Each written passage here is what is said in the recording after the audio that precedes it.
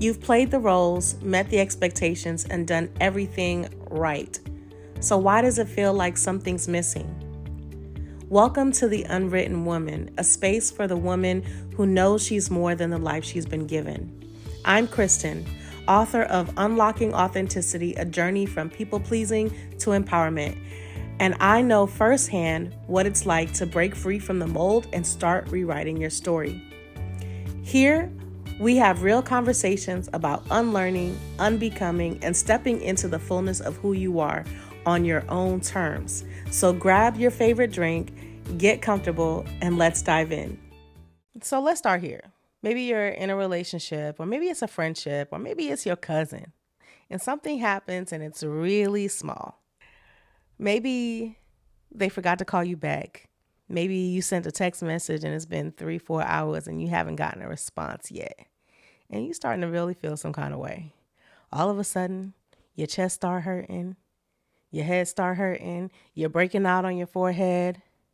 You feel unimportant. You feel like rejected even. You feel dismissed. It's not a good feeling. And then you start to spiral.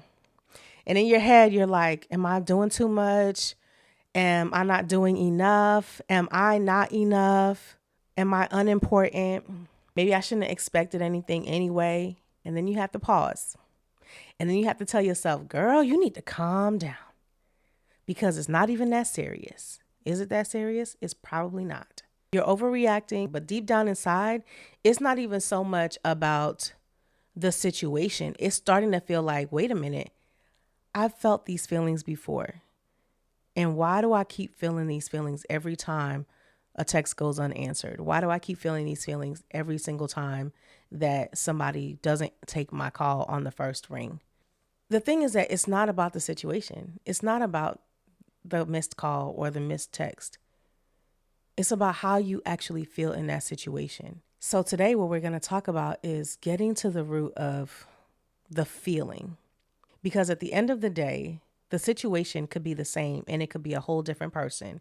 You're still going to feel the same way. Or it could be a different situation and you still come back to those same feelings. And sometimes we react in a way that doesn't necessarily align with how we actually feel. Sometimes we react with anger, but is it really anger or is it fear? Sometimes we react and we're crying and it seems like we are sad when in fact it's more so disappointment or it's something else. It's a different feeling. And so the question becomes, what is the real feeling that I'm experiencing right now? And then figuring out, well, why does this thing trigger this emotion? And generally speaking, keep in mind, I'm not a therapist. I'm not a psychologist, psychiatrist, none of those things.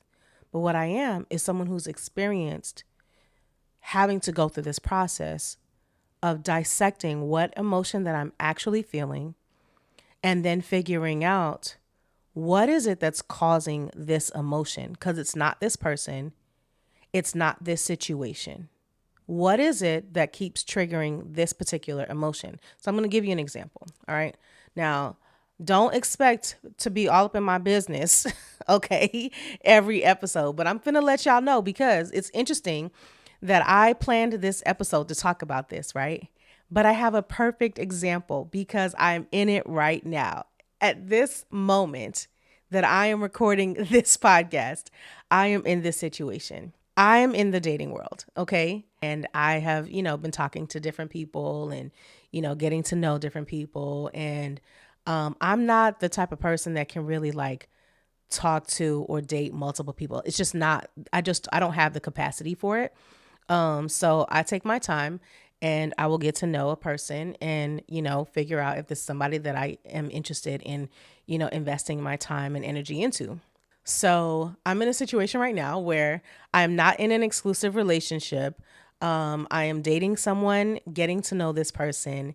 And it's just interesting because early on, it was like multiple texts throughout the day, multiple calls, it was like sending memes and sending Instagram posts and just constant connection and communication throughout the day.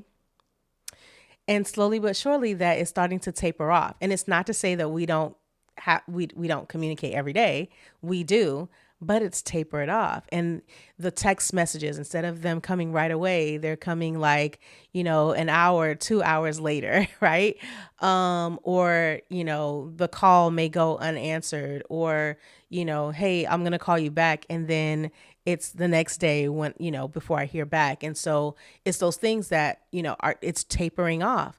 It's causing me to spiral, and it's not the situation. It's not the person, because this person doesn't owe me anything, right? This person doesn't owe me anything. We're not in an exclusive relationship. We've not, communicated about what our expectations are about communication, right? We haven't sat down and decided that, where our relationship is going or anything like that. We're just getting to know each other. And so, but as that shift is happening, it's making me feel some kind of way. I'm not going to lie. It's making me feel some kind of way, but that's okay. I have to sit down and recognize, okay, well, where are these thoughts coming from? Why do I feel frustrated when I don't get an immediate response? Or why do I get frustrated that I'm not hearing from this person immediately, right? Or like, why is that bothering me? So what is it still that's causing this emotion that I have? Because I can rationally recognize that he's not the problem and the situation is not the problem. So what is the problem? Why am I frustrated? Why am I feeling something? What is it that I'm feeling, right? And I have to think about my past. I have to think about what I've experienced before that causes me to, in this situation, spiral, right? Or feel sadness, or feel like a certain level of like emptiness, like, oh, I'm single. And, it's like all these things that, make me feel low. And I have to recognize that, well, there were some things that happened in my past that have left me with these issues of abandonment. And so as I begin to see this shift, I immediately start to spiral and start to think about, oh, well, you know what? Somebody else was in my inbox the other day, so maybe I should go ahead and respond, right? And then I have to come back to reality and say, wait, Crystan, that's not actually what you want. That's not actually what you want, because that person that's in your inbox, I mean, anyway, we won't go there, right? But the point that I'm making is there are so many things that happen to us that we kind of put them in a box and think we've covered the box and we've locked the box, but the thing is still in the box. We actually have to unlock the box, take the thing out the box, deal with it, throw it out. And so in this instance, I have to recognize, wait a minute, he's not my problem. His behaviors are not my problem, right? The real problem that I have is the fact that such and such thing happened 10, 15 years ago and has left me with this hole in my heart, or has left me feeling these feelings of abandonment, or has left me with resentment that I'm putting off on other people. So I want you to ask yourself, what is that thing, that pattern in your life that you find yourself reacting to? Is that reaction aligned with the emotion that you actually feel? And then that emotion, what is that actually tied to? What happened in your past that has put this hole in your heart, or that has been locked away in that box that actually needs to come out, be dealt with, and removed? What is your trauma response, right? Do you run? Do you isolate? Do you get angry? Do you like get physical? Like, what is it? What is your reaction to these things? And then Is that reaction really honestly representative of how you feel? Because sometimes we react with anger, but are we feeling anger or are we afraid? Do we isolate because we don't want to talk to anybody, or do we isolate because we're afraid to be seen? What is it? What is the real issue? And it's not easy to talk about. Like, I'm sitting here and I'm talking to you right now. And honestly, I'm like being very cautious about what I actually say because I don't want to say the thing. I don't want to say the thing. I don't want to say the thing. I know the thing and I acknowledge the thing, but I don't want to say the thing because I haven't dealt with it, but I know what it is. Do you know what your thing is? Do you know what that thing is? Because we're going to deal with it together. All right. We're going to ask ourselves the tough questions. We're going to journal it out. We're going to do the thing that we need to do to get it out of that box. We're going to unlock that box. We're going to get it out and we're going to throw it out. We're going to throw it in the trash. We're going to throw it in the trash. We're going to get rid of it. Okay. Again, I am not a licensed therapist, psychiatrist, psychologist, but what I am is someone who has experienced some things and has gone through this process and is still going through this process. It's really not there's no end to it. That's just my experience. I'll say that, right? I think we're constantly healing because you heal from that one thing that maybe happened 20 years ago, but what about the thing that happened 5 years ago? Right? There are so many things that happen to us. There's so many things that we experience. We hold on to these traumas. We hold on to these things that traumatize us. We allow it to become a part of who we are. And then we just lock it in a box. That box is going to burst. So we have to unlock it. We've got to get those things out and we've got to be able to heal and rewrite our story. But I promise you, I'm in this situation and I recognize the fact that the unanswered text messages and the delayed callbacks and the missed appointments and things like that, that's not the real issue. That's not the real problem. Okay? They trigger an emotion that is tied to something bigger, deeper, more hurtful than we probably want to admit. But it's time for us to go back, get to the root of that feeling that we have of abandonment, of inadequacy, of being too big, being too loud, being too much, not being enough. We've got to get to the root of where that comes from. Being unintelligent. I have had, for the longest time in my life, feelings of just not being smart enough. And I know how intelligent I am. I know that in the front of my head, but in the back of my mind, I remember when so-and-so said, right? Or why can't you be more like? And those things stick with us.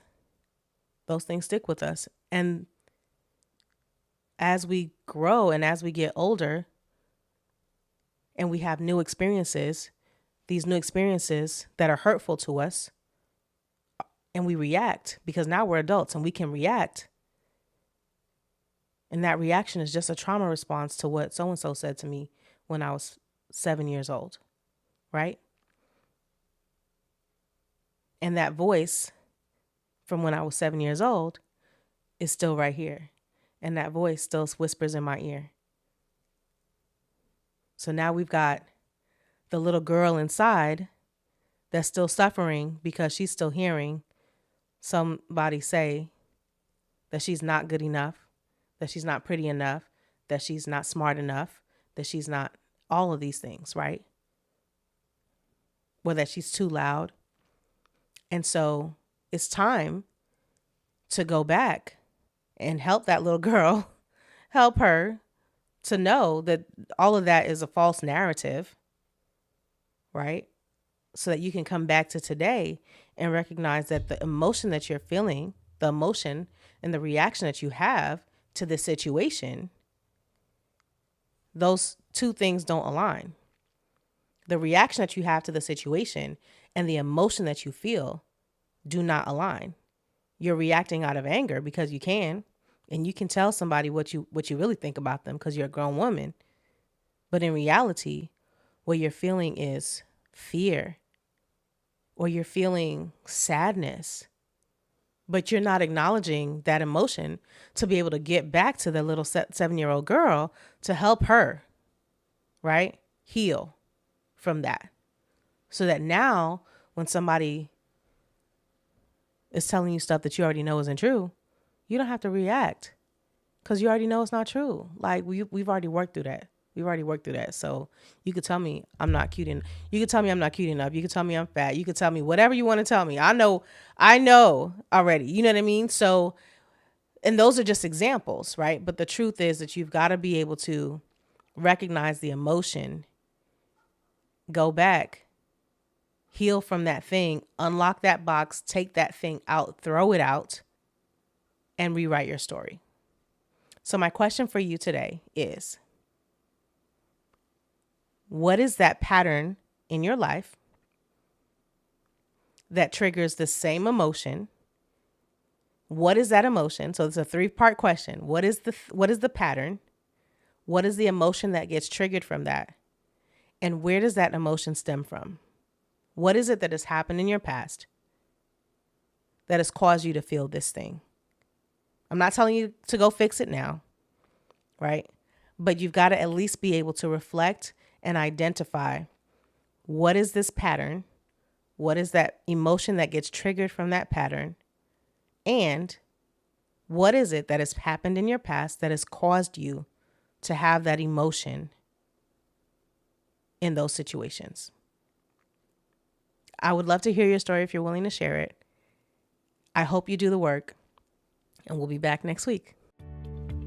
If today's episode spoke to you, don't keep it to yourself.